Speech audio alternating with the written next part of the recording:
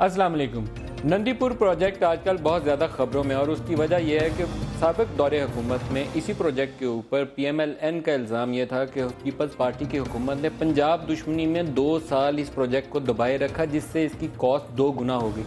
नुकसान भी हुआ, पाकिस्तान को बिजली भी नहीं मिली और दूसरी तरफ कीमत इतनी बढ़ गई कि अरबों अरबों रुपए का खसारा हुआ। मौजूदा हुकूमत सबसे ज़्यादा एम्बेरसमेंट इसी प्रोजेक्ट की वजह से फेस कर रही है। प्रोजेक्ट चला ही नहीं, चला था 2 दिन चलाया, बंद किया, चलाया, फिर बंद किया और कॉस्ट भी बढ़ गई। अब उसके ऊपर कंट्रोवर्सी शुरू हो गई है कि नुकसान का जिम्मेदार कौन, बाबर अवान या चीफ मिनिस्टर पंजाब शहबाज शरीफ। ये नाम शायद सुन के आपको थोड़ा सरप्राइज़ होगा। शहबाज साहब प्रेस कॉन्फ्रेंस भी करते हैं और कहते हैं मैं अकाउंटेबिलिटी के लिए हाजिर हूँ, लेकिन आज के प्रोग्राम में हम डिस्कस करेंगे कि उनका रोल क्या था, क्यों था और किसने अलाउ किया। प्रोजेक्ट के अंदर जो कुछ भी हुआ उसकी भी जिम्मेदारी किसी पे डालनी पड़ेगी। इसके अलावा पाकिस्तान में जारी मिलिट्री ऑपरेशन, सिक्योरिटी की सूरत हाल, कराची ऑपरेशन और क्या अकाउंटेबिलिटी सिर्फ सिंध में या पंजाब में भी, दोनों के ऊपर बात करेंगे। और आज के प्रोग्राम में हम मेहमान शख्सियत हैं वफाकी वज़ीर दिफा और पानी और बिजली ख्वाजा मोहम्मद आसिफ साहब। Khwaja Sahab very warm welcome. Nandipur project में मज़े की बात यह है कि मैंने और आपने इतने प्रोग्राम किए हैं और मैं आपको शाबाशियाँ देता था। आप जाते थे कोर्ट में, अदालत में डॉक्यूमेंट्स लेकर कि ये इसके अंदर नुकसान हो गया, अरबों रुपए डूब गए, सरकार का नुकसान हो गया। अब नैब वालों ने आपसे आकर पूछा ख्वाजा साहब फाइल कागज़ पत्तर दे दें, कुछ और भी बयान दें, इसमें हुआ क्या है, अभी तक चला क्यों नहीं? नहीं, मुझे नैब वालों ने शुक्रिया नदीम मलिक साहब, नैब वालों ने सिर्फ जो है ना उस हवाले से जो मैंने पिटीशन किया था मेरे पास आए थे और उन्होंने पूछा कि कोई जो रिकॉर्ड जो मैंने वहाँ पे दिया था पिटीशन के दौरान 2012 में उसके अलावा अगर मेरे पास कोई डॉक्यूमेंट हैं या कोई इन्फॉर्मेशन है तो मैं उनको बताऊँगा। वो इन्वेस्टिगेट कर रहे हैं। अब जो हुक्म दिया था सुप्रीम कोर्ट ने, उसकी इन्वेस्टिगेशन स्टार्ट हो गई है।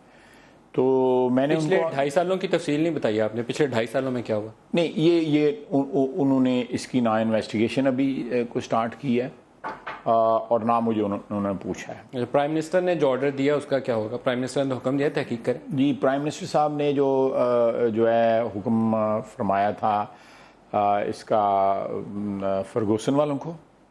आज मेरी सुबह उनसे बात हुई है, उन्होंने लेटर लिखा था और उस लेटर के रिस्पांस में मैंने उनको फ़ोन किया है और उनके साथ ये सेटलमेंट हुई है कि वो एस्टिमेट्स जो लगे हुए हैं, जिनके ऊपर बाज़ लोगों को एतराज़ है कि ये एस्टिमेट जो हैं ज़्यादा हैं या कम हैं या जो भी है, एक वो कंट्रोवर्सी हुई है। और दूसरा ये जो एस्टिमेट लगा है, ये एक्सपेंस जो इनकर हुआ है, ये एस्टिमेट फ़र्ज़ करें जो एस्टिमेट के जो भी रकम है वो खर्च जो है सही हुई है या गलत हुई है, ये फर्गूसन वाले करेंगे। ये फर्गूसन वाले ये 2 चीज़ें वो करेंगे। अच्छा, उसके बाद मैं ये कंप्लीट आपको उसके बाद जो है कि अगर डिले हुई है या डिले नहीं हुई या क्या हुआ है, इसकी इन्वेस्टिगेशन जो है वो नासिर असलम जायद साहब करेंगे। नासिर असलम जायद साहब जो फॉर्मर हाईली क्रेडिबल पर्सन। हाँ, हाईली नहीं, फर्गूसन वाले भी एक बड़ी मायानाज़ बड़ी कंपनी है। तो ये 15-20 रोज़ में सब कुछ सामने आ जाएगा। लेकिन मलिक साहब, मैं आपको एक बात यहाँ पे बताना चाहता हूँ कि इसमें डिले कोई नहीं हुआ इस प्रोजेक्ट में। ये मई 2015 को ये फाइनल होना था ये प्रोजेक्ट। आपने जो पिटीशन पहले फाइल की थी, राजा परवेज़ अशरफ और बाबर अवान 2 अशखास सामने आए थे। एक ने प्रोजेक्ट की मंजूरी दी थी, एक ने उसके ऊपर अपनी जो लीगल ओपिनियन देनी थी लॉ मिनिस्ट्री के अंदर, उसने उसको होल्ड करे रखा, जिससे 23 से कॉस्ट बढ़कर जितने भी अरब बढ़ गई वो उस दौर में हुआ जो पीपल्स पार्टी का दौरे हुकूमत था। यही आपकी पिटीशन थी? देखिए, पिटीशन मेरी ये थी कि ये जो सामान जो पड़ा हुआ है, लामतनहाई सिलसिला इसका जारी और सारी है, कराची पोर्ट पे और वेयर हाउस में पड़ा हुआ है, उसका बिल ऑफ लेडिंग जो है बैंक रिलीज़ नहीं कर रहे।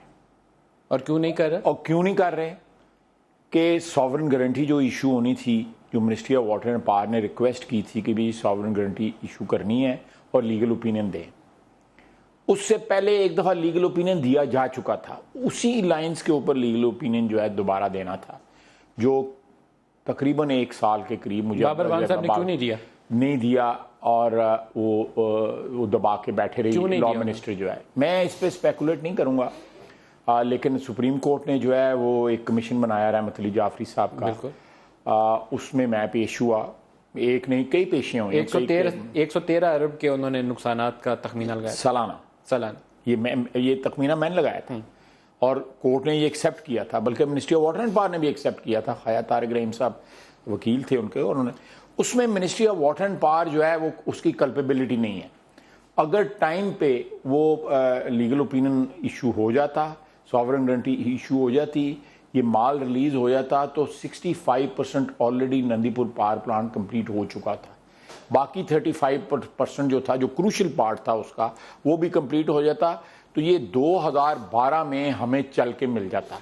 इसकी ओरिजिनल डेट जो थी वो अप्रैल 2012 थी। ये पोटेंशियल लॉस है 113 ये 113 बिलियन जो अपॉर्चुनिटी लॉस है उसका, कि अगर ये 425 मेगावाट बिजली जो है हमारे सिस्टम में मौजूद होती तो हमारी इकोनॉमी कितना पैसा बना सकती। थोड़ा सा फास्ट फॉरवर्ड करते हैं, जब आपकी हुकूमत आती है तो प्रोजेक्ट का अभी तक फर्नेस ऑयल ट्रीटमेंट प्लांट लगा नहीं था, उसकी ये भी कंपैटिबिलिटी के भी इश्यूज थे, इनएडुकेट कैपेसिटी भी थी, 425 मेगावाट को चला भी सकता है।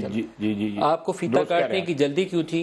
आप प्राइम मिनिस्टर को लेकर क्यों चले गए? और हमारी इतला यह है कि आपसे बाला ही बाला हुआ, चीफ मिनिस्टर शहबाज से उन्होंने पंजाब हुकूमत ने ये प्रोजेक्ट अपने हाथ में ले लिया था। देखिए मैं मलिक साहब, आप जो भी कहें, मैं ये हुआ ऐसे ख्वाजा साहब, आप नहीं देखिए, मैं आपकी मिनिस्ट्री बाईपास हुई थी और चीफ मिनिस्टर पंजाब ने कहा था कि मैं ही करके दिखाऊंगा। Ministry of water and power जो है उसके हेड होने की हैसियत से ये जो भी फर्गसन वाले करेंगे या नासिर असलम ज़ाहिद साहब करेंगे, ये हम उसके लिए बिल्कुल तैयार हैं। कैप्टन महमूद साहब को एमडी किसने लगाया था? देखें, ultimately is a civil servant, उसको सिविल सर्वेंट को जो है गवर्नमेंट ही लगाती है, और फेडरल गवर्नमेंट का प्रोजेक्ट था, फेडरल गवर्नमेंट ने ही उसको लगाया है।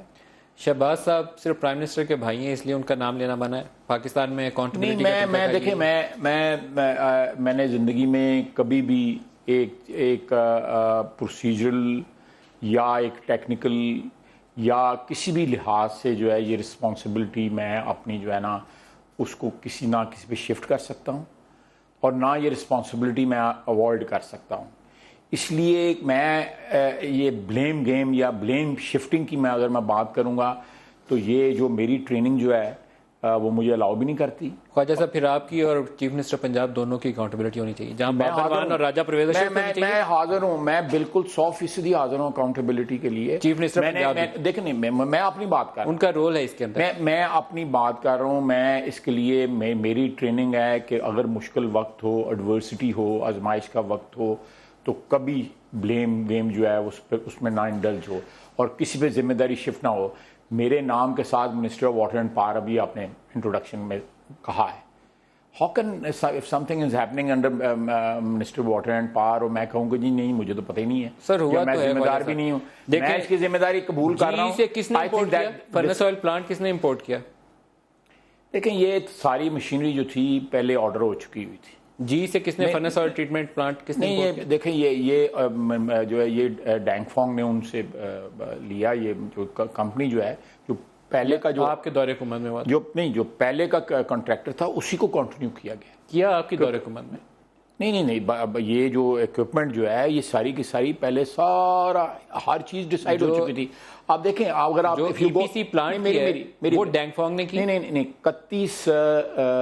31 या कोई जनवरी की डेट है 2013 जिसमें ये एस्टिमेट जो है सबमिट हुआ था, PC1 सबमिट हुआ था। उसको तो पीपल्स पार्टी की हुकूमत थी।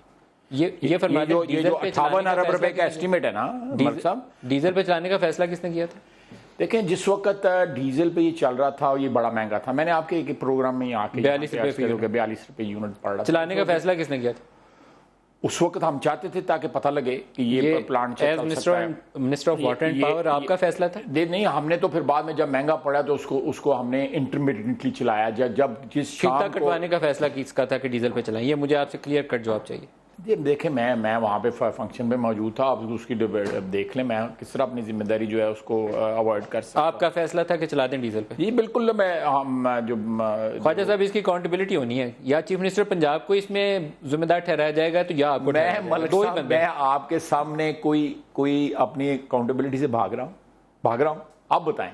डैंगफोंग को जी, डैंगफोंग ब्लैक लिस्टेड कंपनी है रेलवेज के अंदर, पाकिस्तानी रेलवेज। ये सवाल मुझे 2-3 दफा पहले उसको आप इसका नहीं देखना, ऑपरेशनल एंड मैनेजमेंट कंट्रोल दे रहे हैं। ये कंपनीज हैं, चाइनीज कंपनीज हैं। अगर आप इनका स्ट्रक्चर्स देखें, हर कंपनी का, मैं एक कंपनी का नहीं, वो उसकी कोई जो रेलवे वाली जो कंपनी होगी अलहदा होगी, हाँ वही होगा, वो कंपनी अलहदा होगी। पावर प्लांट्स वाली अलहदा होगी, रोड कंस्ट्रक्शन की अलहदा होगी, ये सारा लीगल एंटिटीज, अलग-अलग लीगल एंटिटीज हैं। ख्वाजा साहब, जो लेकिन मैं लीगल नेशनल एंटिटी बैंक से अगर फ्रॉड करके जाके उसके बाद हबीब बैंक से कर्जा ले लो तो मुझे आप दे ये दें। एनोलॉजी मलिक साहब, ये एनोलॉजी मेरा ख्याल है दुरुस्त देखें ना, वो ब्लैक लिस्ट नहीं, ये दुरुस्त नहीं है। रेलवे के साथ, हमारी पाकिस्तानी रेलवे के साथ ठेका किसने दिया था? किसने दिया ठेका? अभी तो आप दे रहे जा रहे हैं ऑपरेशनल मैनेजमेंट का। आप देने जा रहे हैं ना मैनेजमेंट कंट्रोल डैंगफोंग को। देखो मलिक साहब, ये ठेका जो है पहले अवार्ड हो चुका था हमारी हुकूमत। मैनेजमेंट कंट्रोल आप दे रहे हैं? नहीं, अभी दे रहे हैं आप उसको कंपनी? नहीं, ऐसी कोई बात। O&M की जिम्मेदारी है उनकी, for a certain period O&M जो है उन्होंने करना है, और उन्होंने उसकी जो O&M की 3 महीने का जो पीरियड, इंटरम पीरियड में हम उसको O&M जो है अवार्ड करेंगे जब तक हमारा इंटरनेशनल कॉम्पिटिटिव बिडिंग नहीं हो जाती। अच्छा, इंटरनेशनल कॉम्पिटिटिव बिडिंग हुई, मैं आपको अश्योर करना चाहता हूँ, इंटरनेशनल कॉम्पिटिटिव बिडिंग हो रही है, हम प्रोसेस बिल्कुल फॉलो कर रहे हैं। उसके बाद O&M का जो है ठेका दिया जाएगा, उसमें कोई भी कंपनी जो आ जाए। बोर्ड मीटिंग के मिनट्स पढ़े तो उसके अंदर जी को देने की तजवीज़ थी और एमडी साहब की तजवीज़, और बड़ी ख्वाहिश थी उनकी कि वो नहीं, देखो ना, तजवीज़ें तो कोई भी कंपनी है उसको दे दिया जाए। तजवीज़ें तो कोई हो सकती हैं, आप बताएं कि इनएक्चुअलिटी क्या हुआ है। तजवीज़ें तो कोई हो सकती है। प्लांट बंद है, इनएक्चुअलिटी ये है कि इनएक्चुअलिटी प्लांट इस वक्त भी चल सकता है, प्लांट इस वक्त भी चल सकता है, लेकिन उसका रिलायबिलिटी टेस्ट जो है, मैं आपको रिपोर्ट उसकी बताता हूँ कि रिलायबिलिटी टेस्ट की क्या रिपोर्ट है। रिलायबिलिटी टेस्ट में ये प्लांट जो है ना, इस वक्त जो नेट जनरेशन कर रहा है ना, 411 रिलायबिलिटी टेस्ट के मुताबिक मेगावाट करनी चाहिए थी, उसने 430 मेगावाट की है। एफिशिएंसी उसकी 44 होनी चाहिए थी, एफिशिएंसी 44.94 हुई है, इसलिए रिलायबिलिटी टेस्ट ये प्लांट पास कर चुका है। तो फिर चला नहीं, प्रॉब्लम जो है वो FOTP की है, महीने में उड़ जाएगा। FOTP के नहीं उड़ेगा, नहीं उड़ेगा आपका, नहीं उड़ेगा ये ख्वाजा साहब, ये प्रोजेक्ट किसी को लेके जाएगा साथ ही, मैं आपको बता रहा हूँ। देखें, ये तो स्पेकुलेशन है। अगर पुरानी अकाउंटेबिलिटी पूरी हो गई होती तो अभी तक उन लोगों को भी सजा मिल गई होती, या बाबर वान साहब को या राजा परवेज अशरफ को। वो तो हमारा काम नहीं था।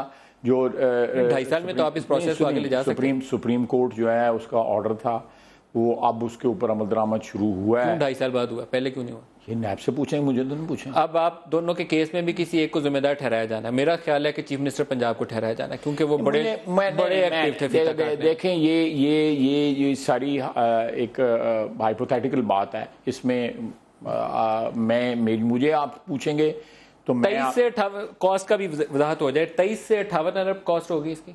जी, जो एस्टिमेट है वो 58 अरब रुपए का एस्टिमेट है। और एक आपने नेपरा को सबमिट किया था समरी $847 मिलियन की, वो दैट इज प्रिजम्पटिव कॉस्ट। नहीं, वो नेपरा में जब जो भी जिस वक्त टैरिफ के लिए उसमें मुख्तलिफ अजम्पशंस दी जाती हैं कि इस अजम्पशन पे ये होगा, इस अजम्पशन पे ये होगा।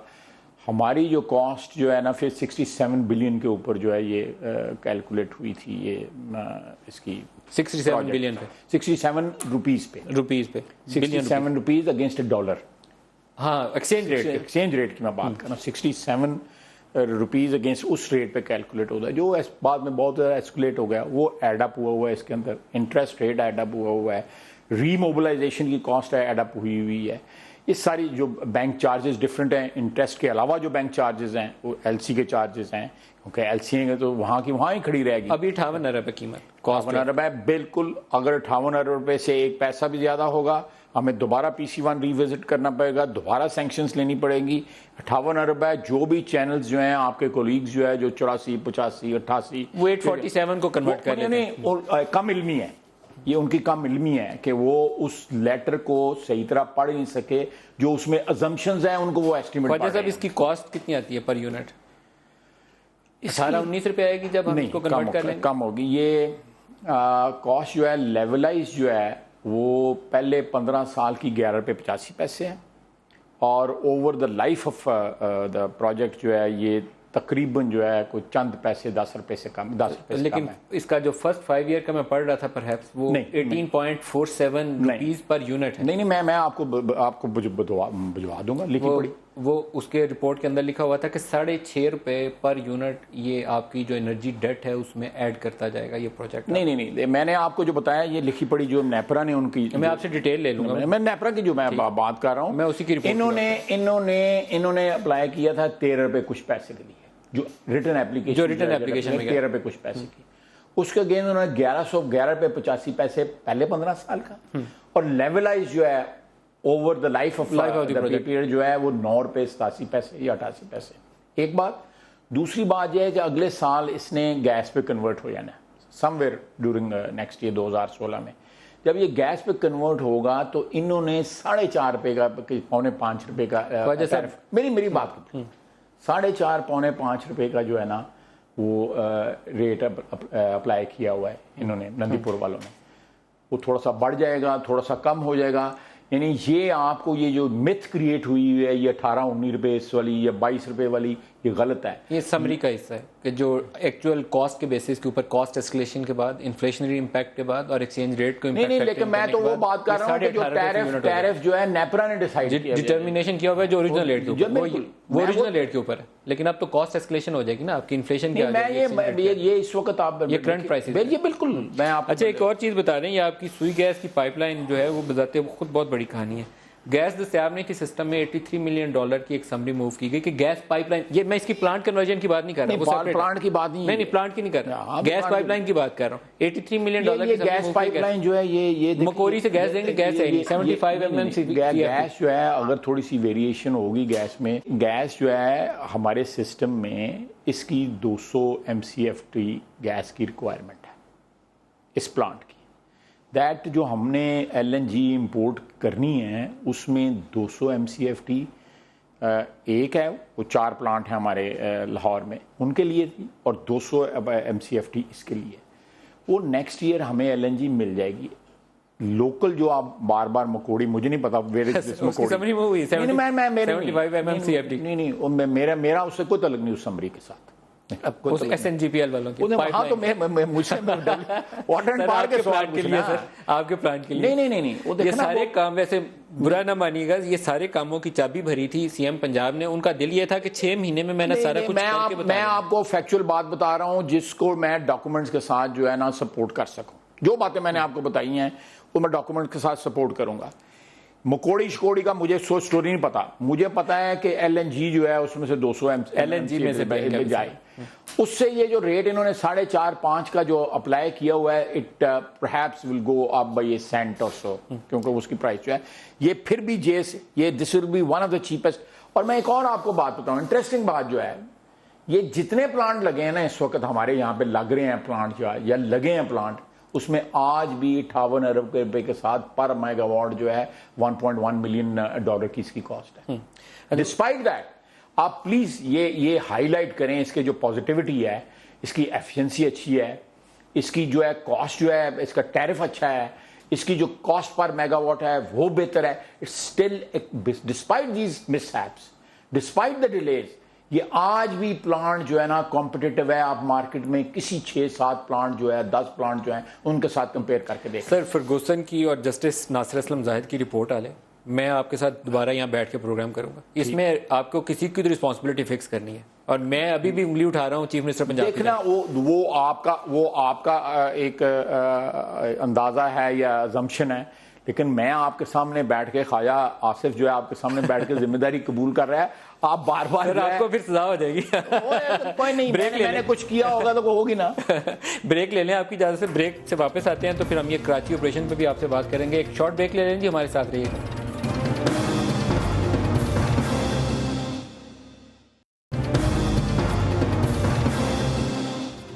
प्रोग्राम में दोबारा खुश आमदीद कहते हैं। ख्वाजा मोहम्मद आसिफ हमारे साथ हैं। ख्वाजा साहब, अकाउंटेबिलिटी आजकल पाकिस्तान में पॉपुलर है, लोग चाहते हैं अकाउंटेबिलिटी हो, और सिंध से स्टार्ट हुआ, कुछ बड़े ताकतवर लोगों को पकड़ा गया, ज़मीनों में कब्जे में मुलव्वस थे, फिर आपकी सिक्योरिटी एजेंसीज ने कहा कि टेरर फाइनेंस का लिंक है इस करप्शन में, उस नेक्सस को तोड़ना है।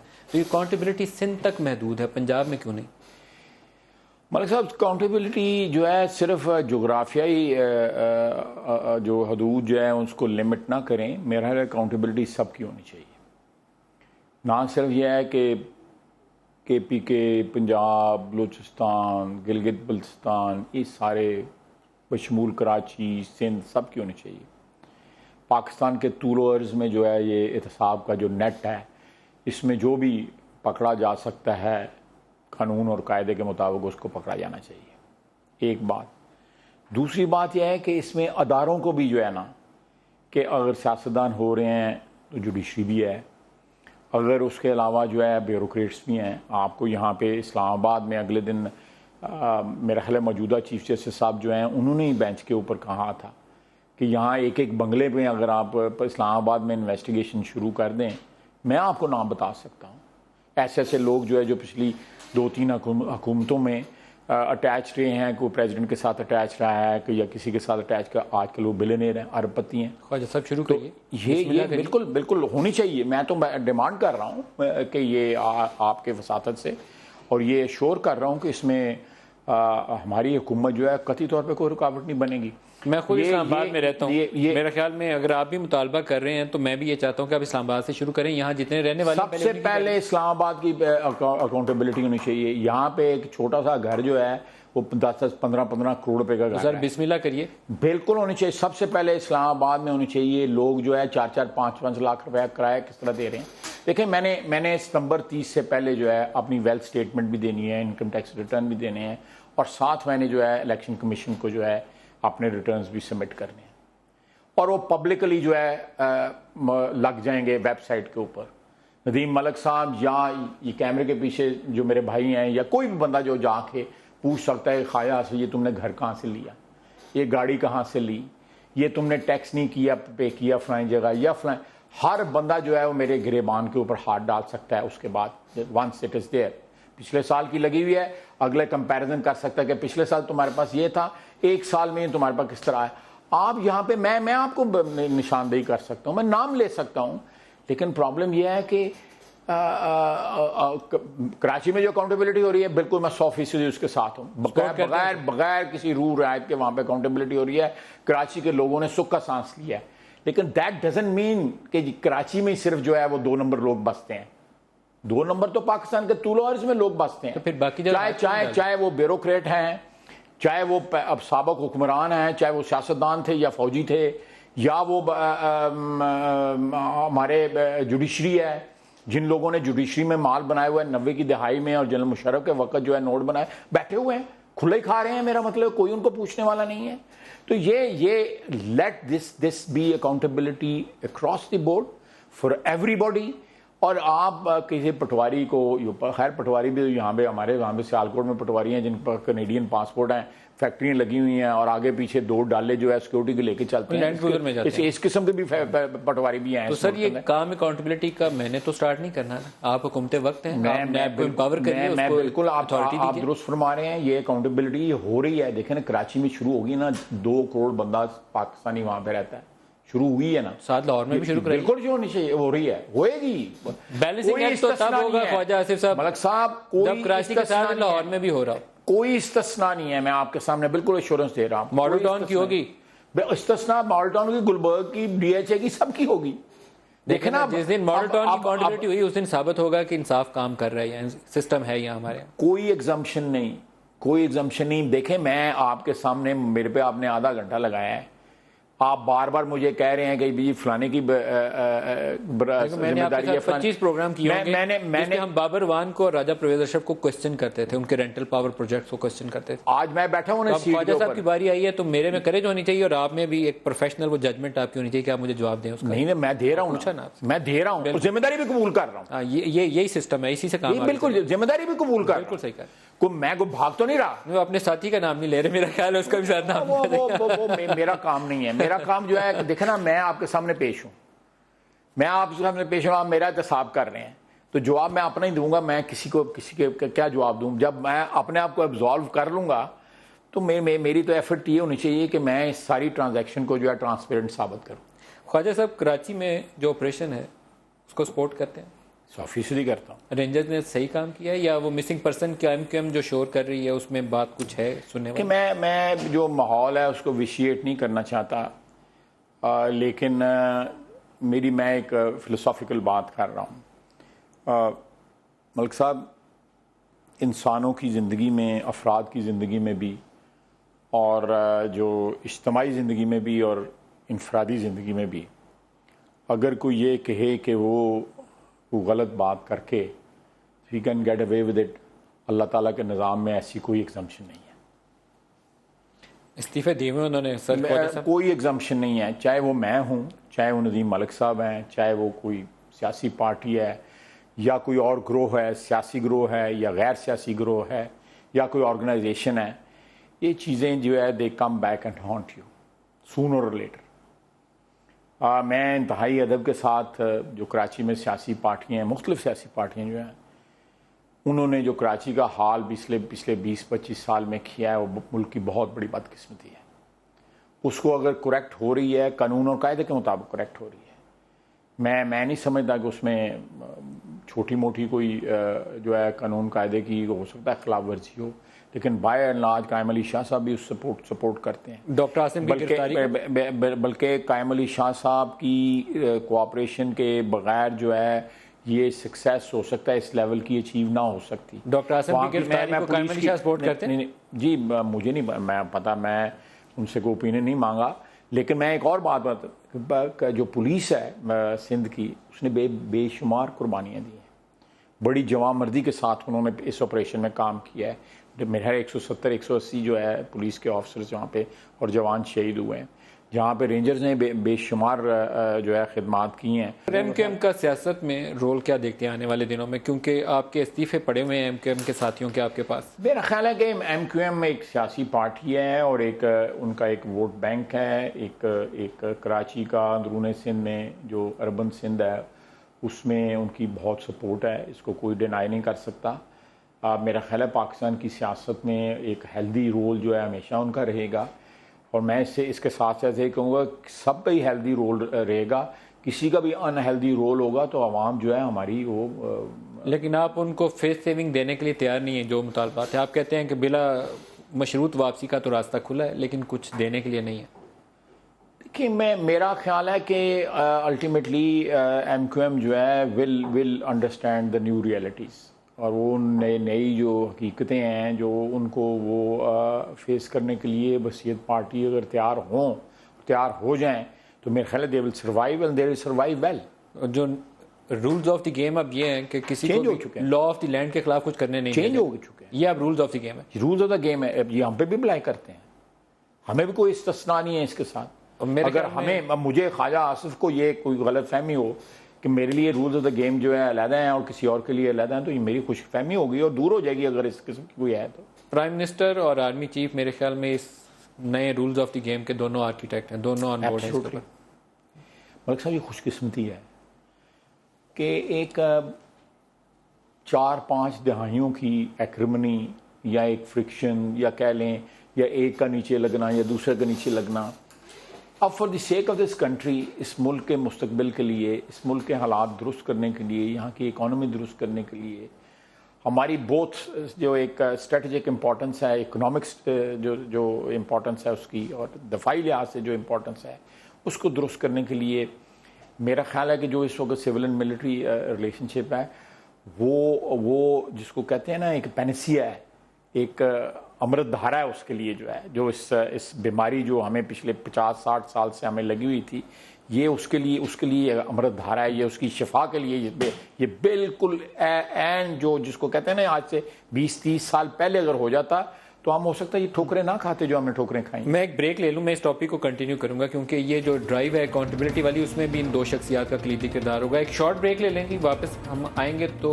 ख्वाजा आसिफ साहब से इसके हवाले से मजीद पूछेंगे और सिक्योरिटी ऑपरेशन ज़रब उसके मतलब भी पूछेंगे। हमारे साथ रहिए।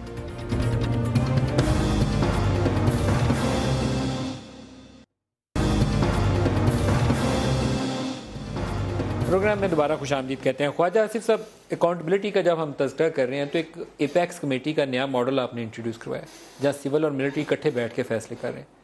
ये अच्छा मॉडल? बहुत अच्छा मॉडल है। आप सपोर्ट करते हैं इसको? 100% सपोर्ट करता हूँ। ये आपकी सेंटर में जो नेशनल एक्शन प्लान की मीटिंग थी, ये तकरीबन 8 माह के मेरे ख्याल में वक्फे से हुई है, जिसमें आपकी ये टॉप लेवल लीडरशिप इकट्ठी बैठी। इतना लंबा फिर गैप क्यों दिया? प्रोविंशियल जो कमेटीज में मिलती रही, जिन्होंने अमल दरामद करना है, फ्रीक्वेंटली मिलती रही, पंजाब में भी, सिंध में भी। सिंध में 2-3-4 मीटिंगों में मैं प्रेजेंट भी था, फ्रंटियर में भी, और मेरा अपना ख्याल है कि खातिर खा इम्प्रूवमेंट हुई है वर्किंग में भी, और जो अमल दरामद है नेशनल एक्शन प्लान के ऊपर उसमें भी खातिर खा इम्प्रूवमेंट हुई है। लंबा सफ़र है, आपने एक पूरा क्लॉक जो है ना उसको रिवर्स करना है। जो आपने 80 की दहाई में एक जंग लड़ने के लिए एक अपनी ओरिएंटेशन बनाई थी, एक जंग जो थी, जो हमारी जंग नहीं थी मेरी राय में, उसको लड़ने के लिए आपने एक ओरिएंटेशन बनाई थी। और अगयार की जंग थी, हमने अपनी बना ली, उसका नतीजा अगयार ने तो नहीं भुगता, हम भुगत रहे हैं, आज भी भुगत रहे हैं।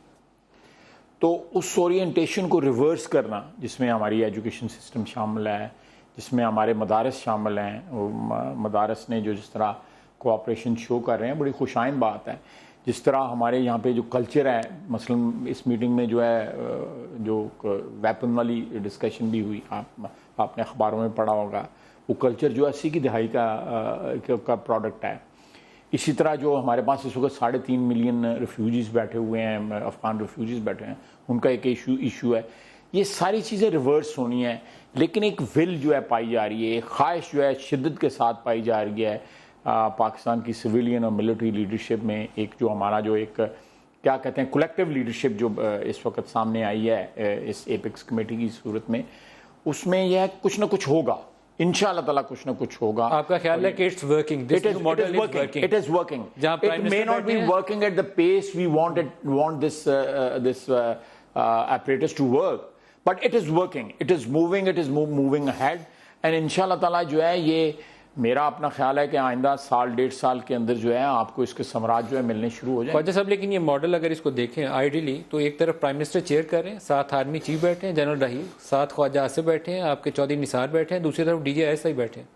तो बड़ा धांसू मॉडल है। अगर आप कुछ करना चाहें तो देखना, आपने जो जितने ये नाम लिए हैं, इससे ज्यादा पावरफुल लोग हैं, लिया है, ISI का नाम लिया है। अब देखें, अगर ये सारे प्रोसेस के अंदर ये सारे एलिमेंट्स जो हैं, जो गवर्नेंस जिनकी जिम्मेदारी है, किसी ना किसी एग्जीक्यूटिव डोमेन तो आपकी है ना जी, तो नहीं, मैं गवर्नेंस की जिम्मेदारी जो है, तो वो तो जितनी इस मुल्क की एलीट है, इसमें मीडिया भी शामिल है। मीडिया की भी किसी दिन कर ही लें अकाउंटेबिलिटी वैसे। रुक गए आप कहते मैं आपको एक बात मीडिया के हवाले से सिर्फ इतनी अर्ज करूंगा कि एक कारोबार तो अपनी जगह है ही, कोई भी, ये कोई मेरा मतलब है कोई सैल्वेशन आर्मी नहीं है या कोई जहाज नहीं है, लेकिन इसमें जो है नेशन बिल्डिंग का जो रोल है ना, वो मीडिया जो है वो उसको अदा करना चाहिए साथ साथ। वैसे ख्वाजा आसिफ साहब, ज़र्ब अज़ब के मामले में मैं समझता हूँ कि ये हमें शाबाशी मिलनी चाहिए। हमने ऑन एयर बैठ के वो बातें की जो हमारी हुकूमतें करती नहीं थी। हमने ऑन एयर बैठ के कहा कि जो लोग खून रोज़ी कर रहे हैं उनका हाथ रोकें। ये बड़ी अच्छी बात है। मैं ये जो काउंटर नैरेटिव कहते थे हम यहाँ लाइव बैठ के हमने 100% जो नैरेटिव आपने दिया है वह मैं उसकी तारीफ करता हूँ, लेकिन बाज़ औक़ात अगर आप देखें पिछले 2, 3, 4, 5, 7 साल के अंदर जो है जो हमसे ये चीज़ डिस्टेंट हुई है, दूर हुई है हमारी मंजिल जो है, उसमें मीडिया ने भी किरदार, हमने भी किरदार अदा किया, मीडिया ने भी किरदार अदा किया। और अगर सारे करीब हो रहे हैं, मीडिया भी ये 6 सितंबर की जो सेलिब्रेशंस थी उसके लिए एक कमेटी बनी थी। मुझे प्राइम मिनिस्टर साहब ने ये फ़र्ज़ जो है सौंपा था, परवेज़ रशीद साहब थे, जनरल अब्दुल कादिर थे, ये सारे उसमें सेक्रेटरीज थे। उसमें ये बार बार कहा गया कि ये PTV की जिम्मेदारी नहीं होनी चाहिए, सिर्फ ये सारे मीडिया को। मीडिया ने परफॉर्म किया उसके ऊपर, बिल्कुल परफॉर्म किया। बल्कि हमने एक मीटिंग भी की जिसमें APNS वाले और पाकिस्तान जो ब्रॉडकास्टर्स एसोसिएशन है वो वाले, ये सारे लोग आए और उन्होंने बड़ी अच्छी बातें की इस हवाले से। और मेरा ख्याल है कि जितना आप लोग इफ़ेक्टिवली जो है वो दोबारा वो जज्बा, वो रूह वापस ला सकते हैं, मेरा ख्याल है और कुछ नहीं कर। ज़र्ब अज़ब की तकमील कब तक होगी? एक बहुत बड़ा ऑपरेशन था, अब सक्सेसफुली अल्लाह ताला ने उसको आगे बहुत आखिरी मंजिल तक। आप देखें, मुल्क के तूलो अर्ज़ में लोगों ने, अल्लाह ताला नज़र बात से बचाए, अमन का जो है ना वो सांस लिया है, सुख का सांस लिया है, चैन का सांस लिया है। ये हमारे बच्चे जो हैं, जो लाड़े हैं इस वक्त जंग जो है ज़र्ब अज़ब दहशतगर्दों के ख़िलाफ़, ये उनकी कुर्बानियों का नतीजा है। मैं आपकी वसात से एक बात कहना चाहता हूँ। मैं 6 सितंबर को बैठा हुआ था वो फंक्शन में जो GHQ में हुआ था। आपके दोस्त कहते थे आप वहाँ जा नहीं सकते, आप साथ बैठे हुए थे। लोग जो मर्जी कहते हैं, देखें ये चीज़ें जो है, ये मैंने उस दिन आपको बड़ा ढूंढा कि मैं ख्वाजा साहब को आज ढूंढ के ले आऊँ, लेकिन मैं एक बात कहना चाहता हूँ, आपकी वसात से एक बात कहना चाहता हूँ। जब वो शोहदा के वो रसा आए, किसी शहीद की माँ आई, किसी शहीद का बाप आया, बहनें आई, बच्चे आए, तो आई फेल्ट कि ये कितने अजीम लोग हैं।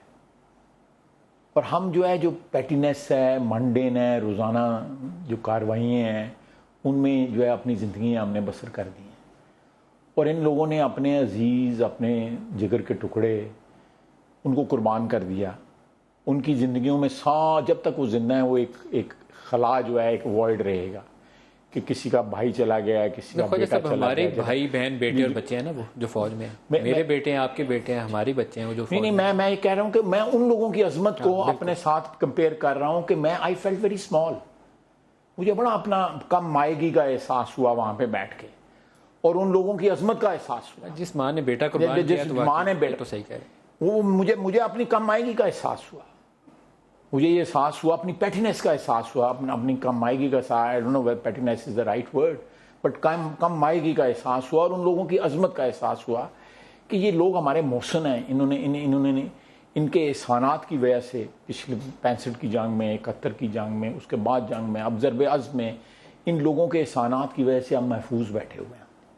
चाहे वो मगरबी बॉर्डर है या मशरकी बॉर्डर है, या हमारे अर्बन सेंटर्स हैं, मुल्क के गली मोहल्ले हैं, इनकी कुर्बानियों की वजह से इस मुल्क के 20 करोड़ लोग जो हैं वो सुख का सांस ले रहे हैं।